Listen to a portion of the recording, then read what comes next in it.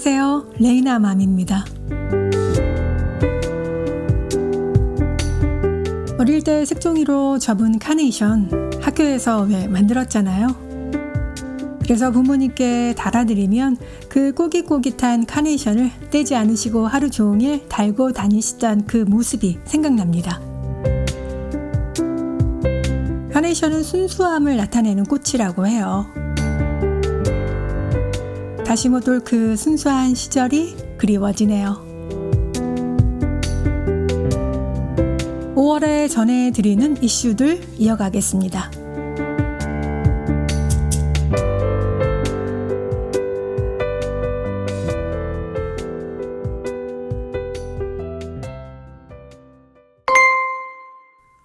(50대) (60대) 초반 이 세대가 우리나라에 가공식품이 막 들어와서 굉장히 가공식품을 많이 접했던 또 세대가 아닌가 하는데요. 그래서 입맛이 그 가공식품에 많이 길들여졌죠. 그래서 예전에 그 시래기란 나물 있잖아요. 그 옛날 반찬들, 그런 반찬들에 별로 손이 안 갔는데 나이가 들수록 예전에 그 할머니들이 해주시던, 엄마가 해주시던 그런 반찬들이 정말 맛있는 거였구나, 이렇게 입맛이 변하기도 합니다. 지금도 여전히 집밥이 드문 시대가 됐는데요. 특히 이 나물 종류 참 요즘엔 귀하죠. 우리 할머니들이 먹을 것이 부족했던 시절에 다양한 나물로 건강을 지켰다 해도 과언이 아닌데요. 나물과 잘 어울리는 고소한 들기름, 이 참기름도 빼놓을 수가 없죠. 말린 나물, 이 말린 나물은요, 햇빛에 말리는 과정에서 칼슘과 비타민 D가 크게 증가한다고 해요. 호박나물, 가지, 버섯, 고사리, 도라지, 시래기 이런 것들. 가공 성분 하나가 섞이지 않으면서 자연 그대로의 나물은 건강에 아주 좋습니다. 특히 이 건조 과정에서 칼슘과 비타민 D가 크게 늘어나고요. 또 시래기의 식이섬유는 건조 과정에서 3-4배가 증가해서 중성지방을 줄이고 또 장 건강에 기여하는 아주 또 지금은 귀한 식품이죠. 이 시래기를 또 나물로 먹자면 굉장히 손이 많이 가잖아요. 하루 종일 불렸다가 또 일일이 이렇게 껍질을 손으로 하나하나 다 까야 되는데요. 이렇게 정성이 많이 들어간 음식인 줄은 예전엔 미처 몰랐죠. 아마 남자분들도 잘 모르실 거예요. 그런데 이렇게 어른이 돼서 그 입맛이 생각나고 그 나물을 하려니까 이게 이렇게나 많은 공이 들어간 음식이었구나, 새삼 또 느끼게 됩니다. 이렇게 건강에 좋다는데 마트에 가면 시래기 이 말린 나물을 좀 사다가 먹어야 될 것 같아요.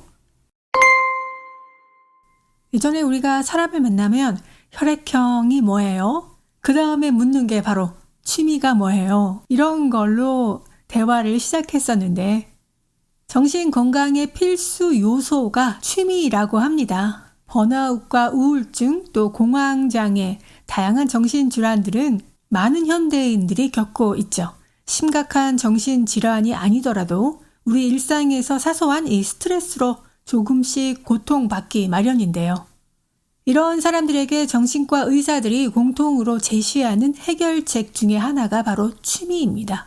취미는 만병근원인 스트레스 해소에 가장 효과적인 방법이라고 하는데요. 취미란 전문적으로 하는 것이 아닌 즐기기 위하여 하는 일을 뜻하죠. 노동과 공부 등의 활동이 금전적인 이익을 목적으로 하는 일이라면 취미는 그 생산성을 따지지 않고 오직 나의 즐거움을 위한 활동입니다. 일상생활에 매몰되다 보면 부정적인 생각이나 또 스트레스에서 쉽게 빠져나오지 못하는데요. 이때 취미 활동을 하게 되면 다른 곳으로 우리 사고를 돌릴 수 있어서 스트레스를 줄여줍니다. 취미 활동을 하는 동안에 온전히 그 활동에만 몰두하게 되기 때문에 부정적인 생각들을 잠시나마 들지 않게 해주고요. 뇌를 쉬게 해주고 또 신경을 안정시켜주고 스트레스 완화까지 도움을 얻을 수 있습니다. 취미는 생각을 전환할 수 있는 기회를 제공해서 일의 효율성을 높여주는데요.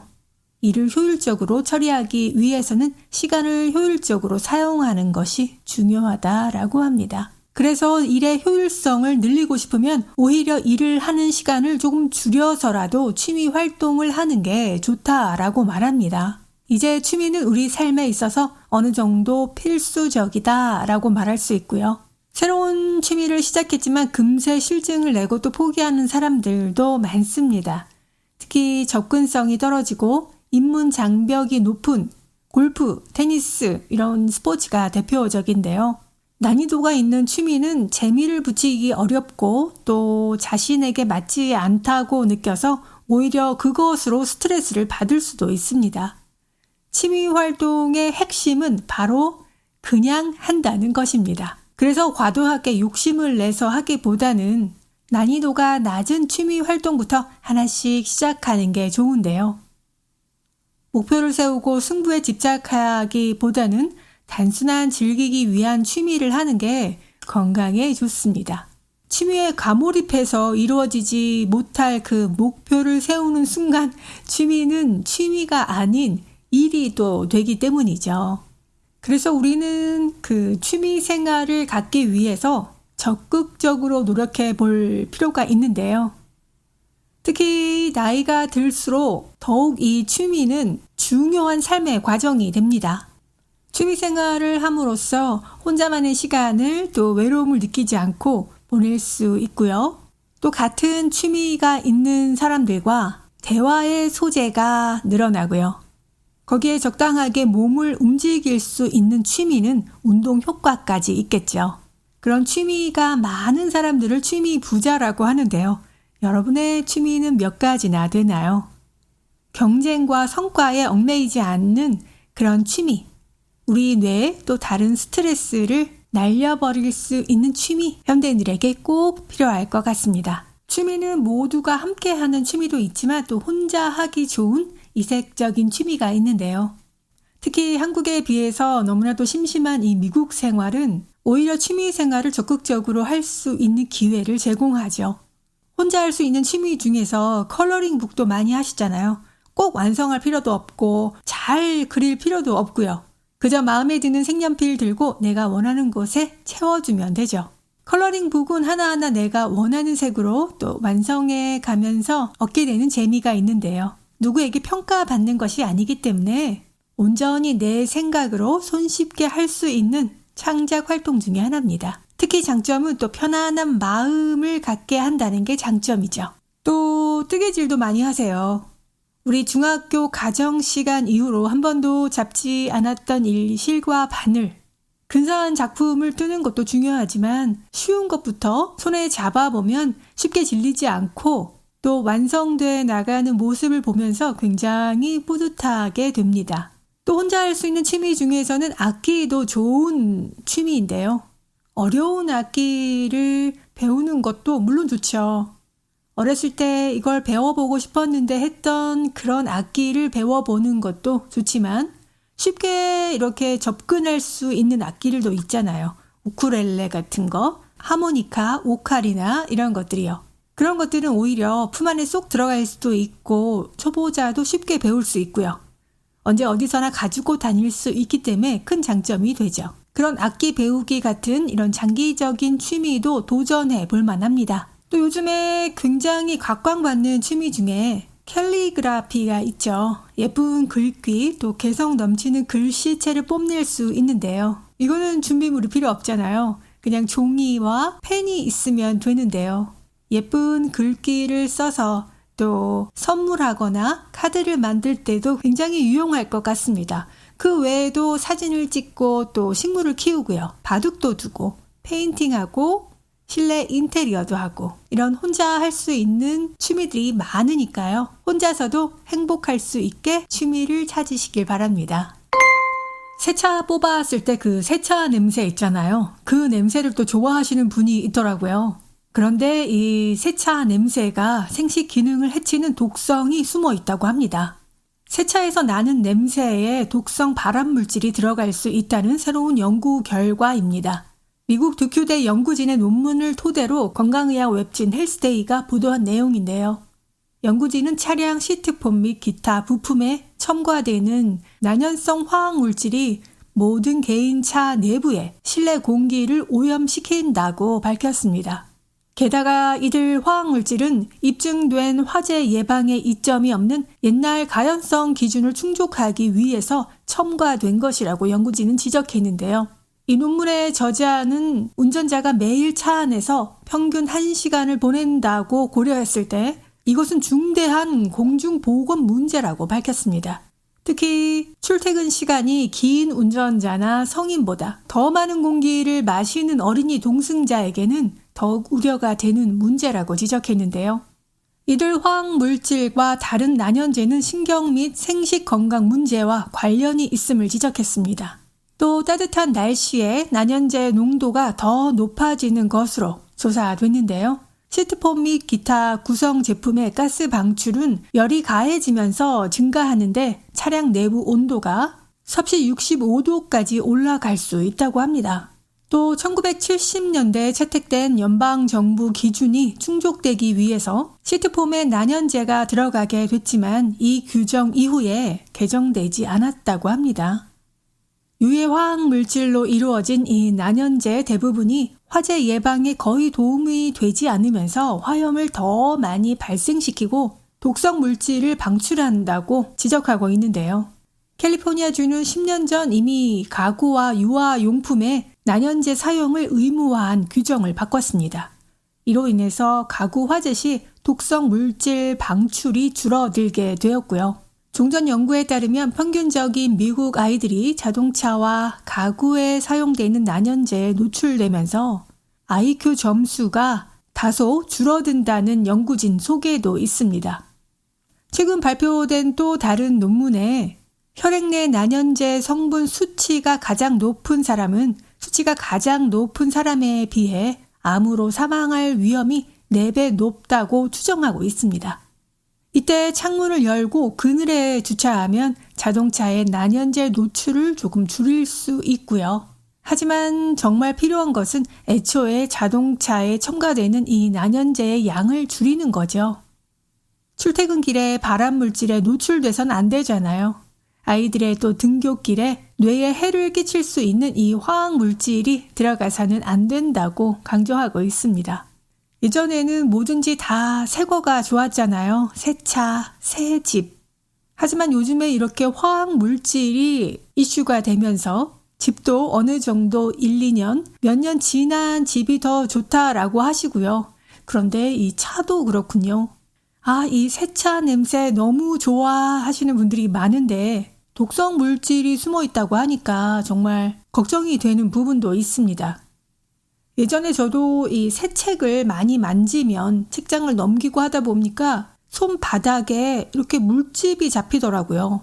그래서 이게 왜 그런가 해서 병원에 갔더니 이 새 책에서 나오는 그 잉크 화학 물질 때문이라고 말씀하시더라고요. 우리가 이런 것에 전혀 노출이 안 될 수는 없죠. 하지만 알고 있고 이것을 줄일 노력은 해야 되지 않나 하는 생각을 해봅니다. 한국 요리에서 이 당면의 역할이 굉장히 큰데요. 찜닭이나 또 전골 요리, 또 떡볶이 먹을 때 그 김말이 안에도 당면입니다. 잡채는 물론이고요. 모든 찜이나 또 전골 요리에도 당면 사리를 우리가 추가해서 많이 먹잖아요. 당면은 고구마 전분으로 만들어진 건데 건강에는 괜찮을까? 오늘은 당면이 건강에 해로운 이유들을 알려드리겠습니다. 첫 번째는 혈당 수치를 상승시킨다인데요. 당면은 이 고도로 정제된 탄수화물, 그래서 고혈당 지수, 이 GI 지수가 높다고 합니다. 섭취 시 혈당 수치를 급격하게 상승시킬 수 있고요. 이것은 당뇨병 환자에게는 아주 주의해야 될 문제고요. 한 끼 주식으로 잡채 하나만 드시는 거는 혈당을 크게 올릴 수 있습니다. 또 두 번째는 영양가가 부족합니다. 당면은 주로 전분으로 만들어져 있어서 단백질, 비타민, 미네랄, 필수 영양소가 부족하죠. 이로 인해서 영양 불균형을 초래할 수 있고요. 균형 잡힌 식단을 구성하는데 어려움이 있을 수 있습니다. 세 번째는 체중 증가인데요. 당면은 칼로리가 높고 섬유질이 낮아서 포만감을 주지 못한다고 해요. 과도한 섭취는 또 체중 증가로 이어질 수 있고요. 낮은 섬유질 때문에 또 소화에 문제가 될 수 있습니다. 당면의 소화 과정은 상대적으로 많은 양의 이 소화액이 필요할 수 있다고 해요. 특히 소화에 문제가 있으신 분들은 섭취 후에는 불편감을 많이 느끼실 수 있습니다. 한때 이 넓적 당면 또 중국 당면이라 해서 굵고 큰 넓적한 당면도 유행했었는데요. 당면은 이 쫄깃거리는 식감이 참 좋은데요. 그래서 찜닭이나 떡볶이 같은 경우에도 먼저 이 당면 사리부터 손이 가잖아요. 김치찌개에도 넣어 먹기도 하고요. 그런데 이 당면이 혈당 수치, 또 소화, 체중 조절에는 좋지 않다고 하니까요. 그 점을 생각해서 양을 조금 조절해야 되지 않을까 하는 생각입니다. 한국은 건강식품에 대한 관심이 굉장히 많잖아요. 미국에서도 이 영양제, 비타민을 굉장히 찾아서 먹게 되는데요. 우리가 먹고 있는 이 보충제 과연 얼마나 먹어야 할까요? 최근 연구에 따르면 성인의 거의 60%가 비타민, 미네랄, 피쉬오일, 허브 캡슐, 멜라토닌 이런 것들을 많이 복용하는 것으로 나타났대요. 대부분의 사람들에게는 종합 비타민과 비타민 D가 인기가 아주 있고요. 한꺼번에 굉장히 많은 양을 먹는다라고 답한 사람들도 많았다고 합니다. 전문가들은 비타민과 미네랄 보충제는 기존 종합 비타민에 들어있는 양과 같이 적당량을 복용하면 안전하다고 말하고 있고요. 또 식이 보충제는 임산부와 영양 결핍, 또 건강 질환이 있는 사람에게 도움이 될 수 있습니다. 올해의 임상 실험에 따르면요, 60세 이상의 노인이 매일 종합 비타민을 복용했을 경우에 기억력 감퇴를 늦추는데 도움이 된다고 합니다. 그러나 보충제 복용은 위험할 수도 있습니다. 실제로 일부 무작위 실험에서 사람들에게 다양한 베타카로틴, 또 셀레늄, 비타민 A, B, C가 함유된 보충제를 복용하면 실제로 사망률이 증가한다는 사실도 연구가 있습니다. 엄격한 임상 실험에도 비타민 D를 둘러싼 이 과대 광고와 마케팅의 주장에도 불구하고 이 보충제를 복용한 사람들에게서 심혈관 질환, 암 또는 골절 발생률이 낮지 않다는 사실도 있습니다. 많은 사람들이 연방 이 식품의약국에서 보충제의 안정성을 검사한다고 생각하지만 실제로는 그렇지 못하다고 해요. 연방법에 따라서 이 기업은 자율 시행 제도를 운영할 수 있고요. 보충제를 규제하는 이 FDA의 역할은 주로 제품이 시장에 출시된 후에 그 안정성과 정확한 라벨을 확인하는 것입니다. 미국에는 약 9만 개의 건강보조식품 기업이 있는데 업계의 규모는 약 500억 달러에 달합니다. 하지만 일부 전문가들은 이 보충제를 구입하는 소비자들이 자신이 지불한 만큼 건강한 효과를 얻고 있는지 확신할 수 없죠. 또 보충제에 관련한 모든 부작용이 1% 미만이 FDA에 통보된 것으로 추정하고 있고요. 연방정부의 또 다른 연구는 이 보충제로 인한 부작용이 매년 약 2만 3천 건의 응급실 방문의 원인이라고 추정했습니다. 3월에 발표된 한 사례 연구에서 뉴저지의 의사들은 가슴 두근거림, 현기증, 실신 증상을 경험한 후 응급실을 찾는 76세 여성에 대해 설명했는데요. 알고 보니까 이 여성은 안면 홍조 치료에 자주 사용되고 있는 허브의 일종인 블랙호어씨를 복용하고 있었다고 합니다. 보충제를 복용을 중단하자 며칠 후 심장 박동이 정상으로 돌아왔고 또 다른 증세도 사라졌습니다. 최근에 또 다른 사례에서는 휴스턴의 47세 여성이 프로바이오틱스와 허브 추출물이 혼합된 보충제를 복용한 후에 황달과 간 손상을 겪었습니다. 이 사례 보고서는 식이 보충제가 전국적으로 약물로 인한 간 손상의 약 20%를 차지한다고 지적했습니다. 우리가 무심코 먹었던 이 보충제가 건강에 도움이 되라고 먹었는데 때로는 이렇게 건강을 손상시키는 주범이 되기도 합니다. 그래서 의사나 약사와 상담을 하시고 드시는 게 좋을 것 같습니다. 날씨가 올라가면 식품을 적절하게 보관해야 되는데요. 조금만 방심해도 금방 곰팡이가 피죠. 곰팡이가 음식 전체를 뒤엎으면 고민 없이 버려야 하지만 일부분만 핀 경우 버릴까 말까 이렇게 망설이게 되는 경우가 있는데요. 곰팡이가 핀 부분만 잘라내고 먹어도 건강상에 문제가 없을까?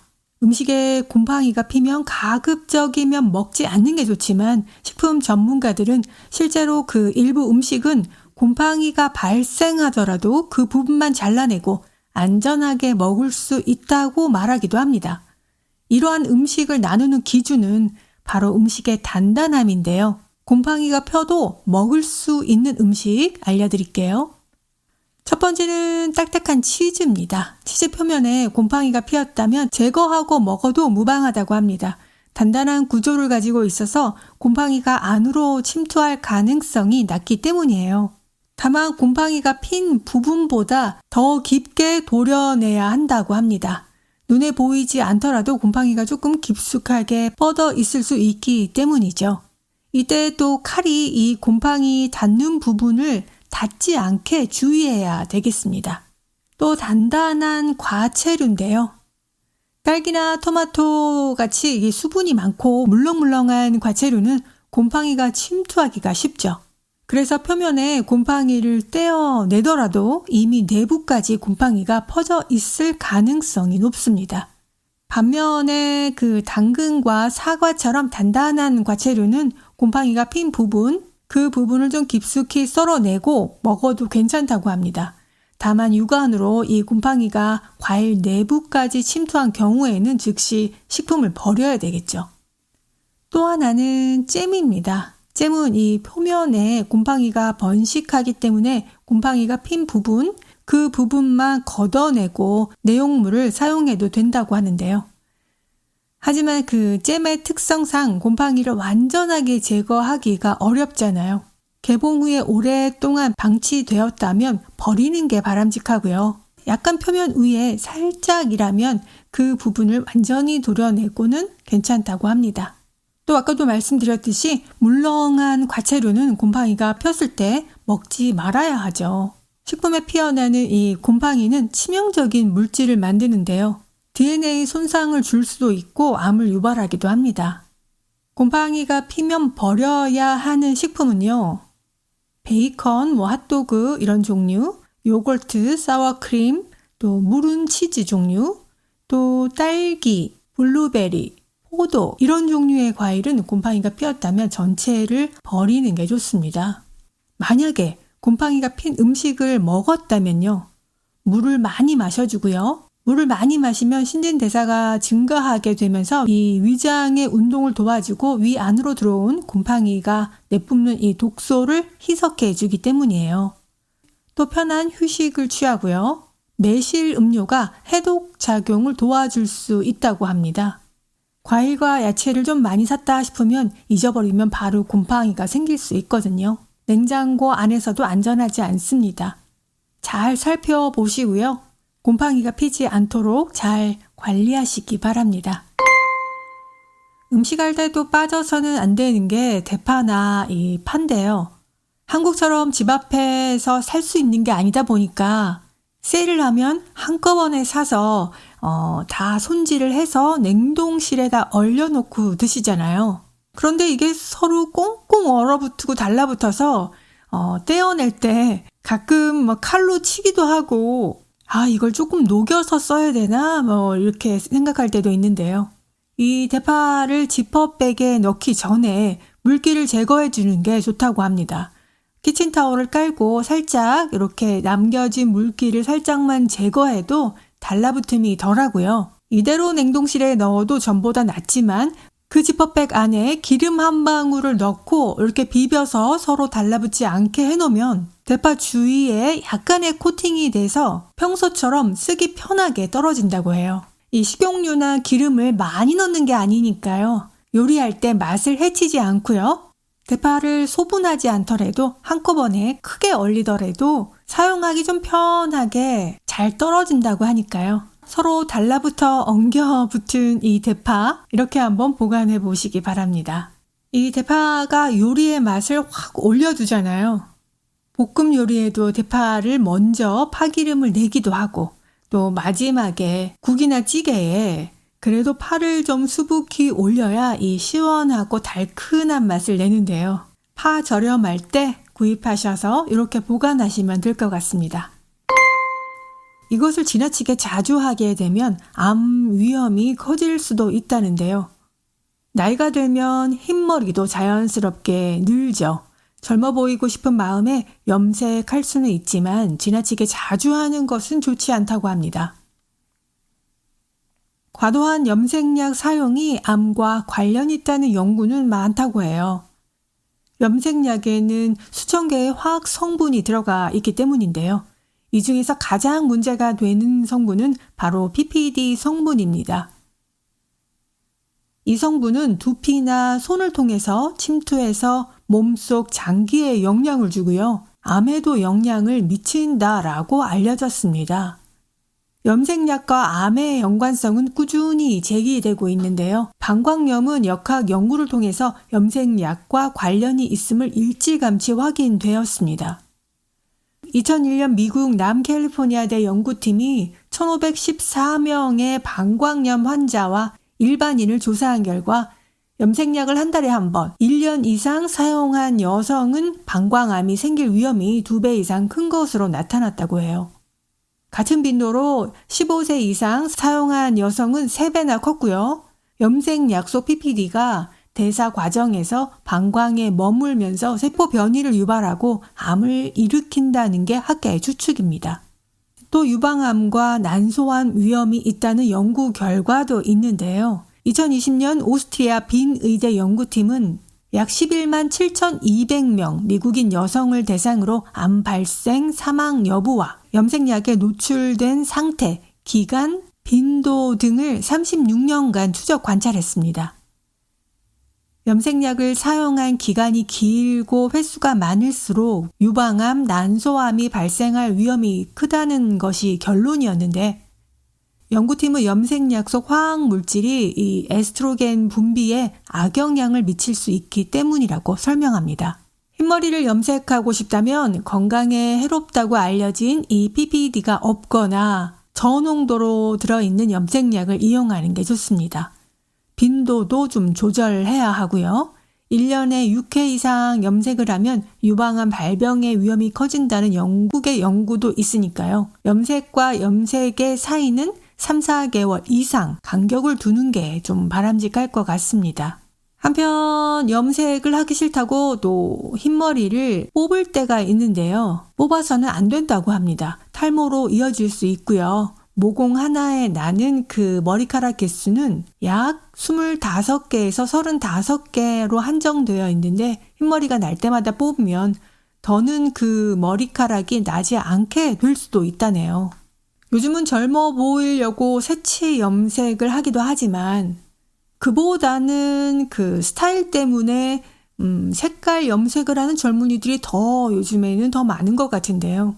이런 염색의 위험성을 조금 더 인지하고 있어야 할 것 같고요. 염색약을 고르실 때 이 PPD 성분이 있나 없나 확인하시고 사용하시면 조금 도움이 될 것 같습니다. 젊어 보이려고 이것을 지나치게 자주 사용하면 암 위험 발생이 커질 수도 있다라는 기사였습니다. 지금까지 레이나 맘이었습니다. 여러분 행복하세요.